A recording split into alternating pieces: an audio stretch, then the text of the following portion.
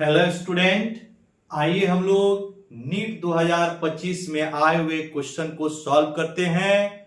Question यहां board पे लिखा गया है और इसके 4 ऑप्शन दिए गए हैं। क्लियर? तो आइए इस क्वेश्चन को हम लोग पूरा एक्सप्लेन करके समझते हैं क्या क्वेश्चन बोल रहा है और इसके लिए क्या सॉल्यूशन होनी चाहिए। क्लियर? चलिए, यहां पर एक रेजिस्टेंस दिया हुआ है जिसकी वैल्यू कैपिटल आर है। क्वेश्चन बोल रहा है कि इस रेजिस्टेंस को 8 इक्वल पार्ट में डिवाइड किया जा रहा है। मतलब इसको हम लोग 8 इक्वल पार्ट में कट कर दिए हैं। ठीक है, तो कितने रेजिस्टेंस मिलेंगे? 8 रेजिस्टेंस। तो इनकी जो लेंथ है सबका सेम है। ठीक है, इसका मतलब है कि जितने 8 रेजिस्टेंस बन रहे हैं उस सबका रेजिस्टेंस भी इक्वल होगा। ठीक है, और वो कितने के बराबर होगा?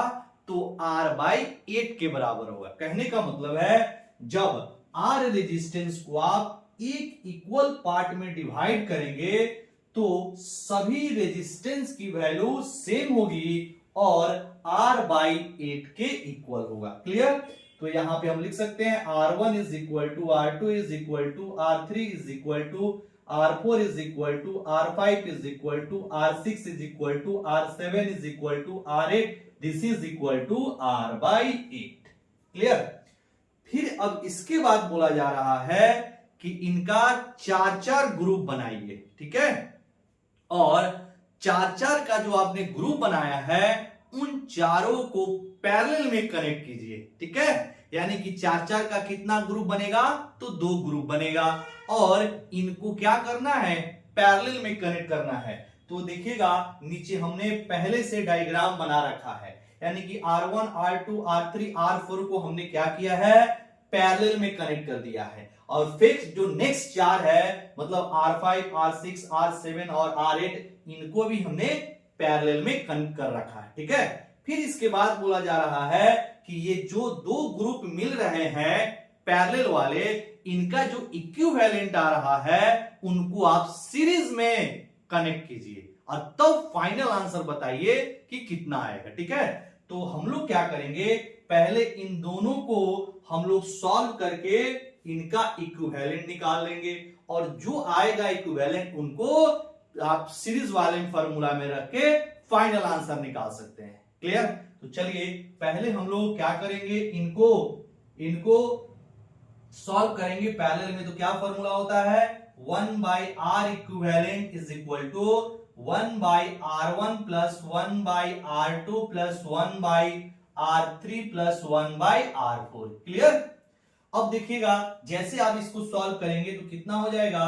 1/R equivalent. ठीक है, और 1/R1 और R1 का मान कितना है? R/8।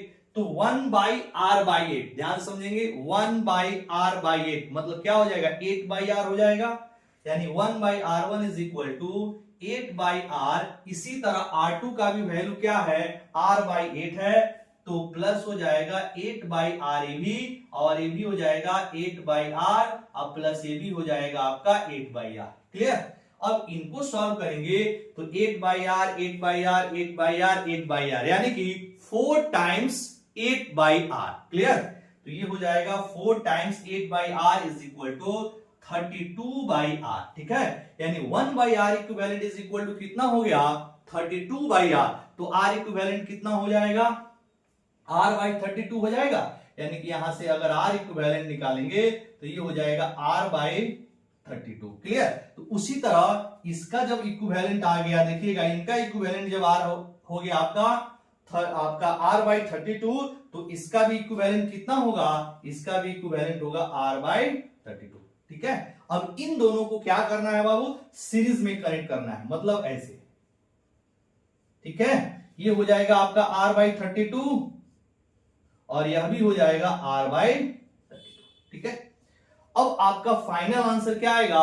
R/32 और R/32 को सीरीज में कनेक्ट करने का जो आपका इक्विवेलेंट होगा, इसकी फॉर्मूला निकाल के जो आंसर आएगा वही हम लोग का फाइनल आंसर होगा। ठीक है, तो इसका फाइनल आंसर क्या हो जाएगा? जब आप सीरीज में दो रेजिस्टेंस का इक्विवेलेंट निकालते हैं तो इसको मान लेंगे R1, इसको मान लेंगे R2, तो R1 plus R2, it means final जो R इक्विवेलेंट आ जाएगा वो R/32 plus R/32, this is equal to 2 times R/32।